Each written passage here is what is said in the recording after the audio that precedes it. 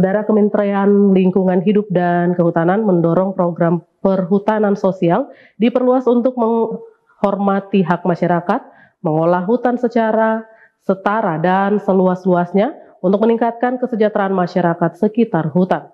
Kepala Balai Perhutanan Sosial dan Kemitraan Lingkungan Maluku Papua, Ojom Sumantri, membenarkan tujuan pemerintah memberikan akses kelola hutan seluas-luasnya agar bisa dikelola serta dengan korporasi sebagaimana dijelaskan dalam wawancara berikut ini. Pak Ojom, apa manfaat program perhutanan sosial bagi masyarakat dan pemerintah daerah sehingga pemerintah terus mendorong untuk diperluas kegiatannya? Oke, terima kasih.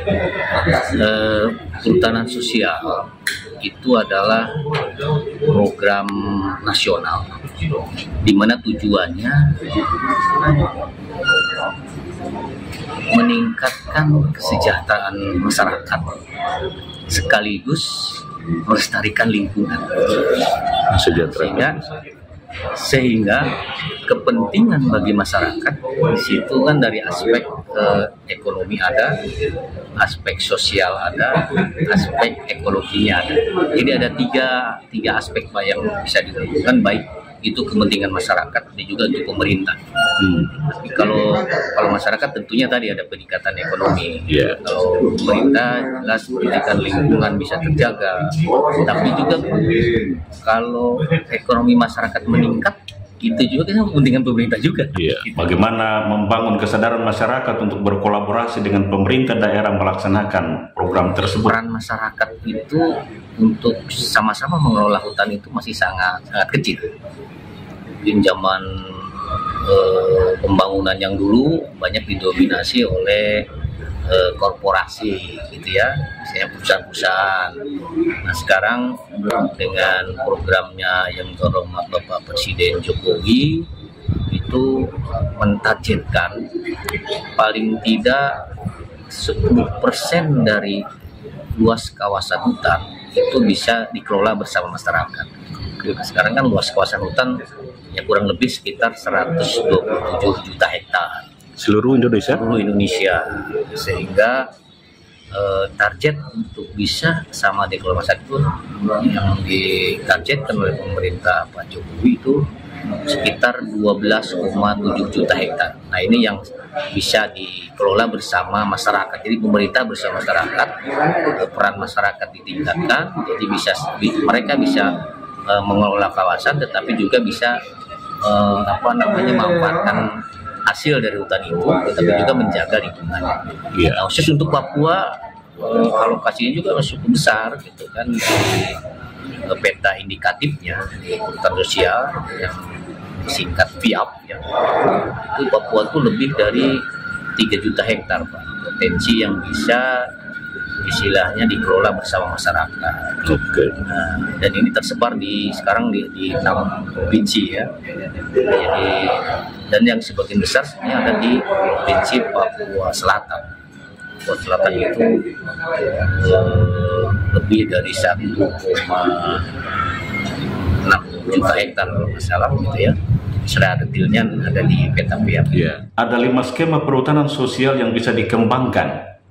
Bagi Bapak, skema mana yang dianggap lebih tepat dikembangkan di tanah Papua? Sebenarnya semua skema memungkinkan, gitu ya. Semua skema, ada 5 skema itu memungkinkan.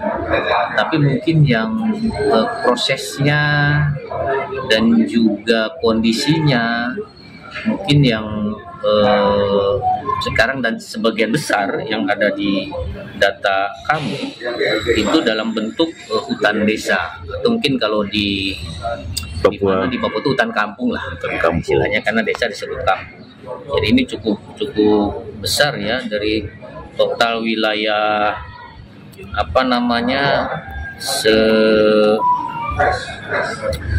Maluku Papua itu lebih dari separuh sekarang yang sudah dikelola dalam bentuk hutan desa itu, hutan kampung itu ya. Ya hutan kampung lah kalau di Papua ini.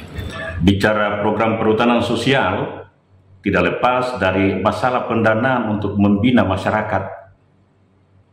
Apakah ada program pendanaan dari pemerintah untuk menggerakkan program ini di daerah? Sekarang sudah terbit Perpres 28 ya, tahun 2023 ini.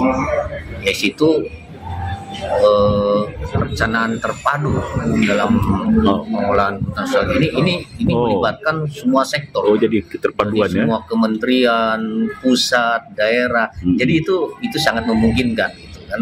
Sehingga tinggal kita bagaimana mendorong sinerginya gitu kan.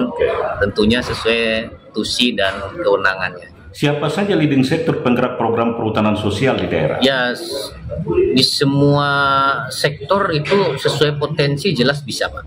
Misalnya kalau di kawasan itu ada potensi terkait buah-buahan, berarti kan sektor pertanian dan perkebunan ini bisa. Kemudian kalau di situ ada potensi wisata, misalnya kayak Raja Ampat, berarti Kementerian Pariwisata, Dinas Pariwisata ini bisa berperan gitu kan. Kemudian dari segi pengembangan kelembagaan, misalnya kelompok tani itu bisa menjadi koperasi.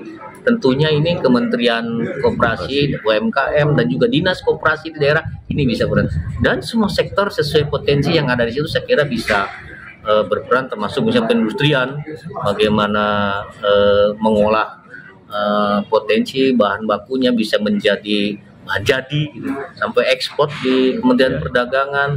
Nah ini semua sektor ini sangat memungkinkan. Oke. Kepala Balai Perhutanan Sosial dan Kemitraan Lingkungan Papua Barat, Maluku Utara, Ojom Sumantri, terima kasih sudah berbagi di JWM News. Ya, terima kasih.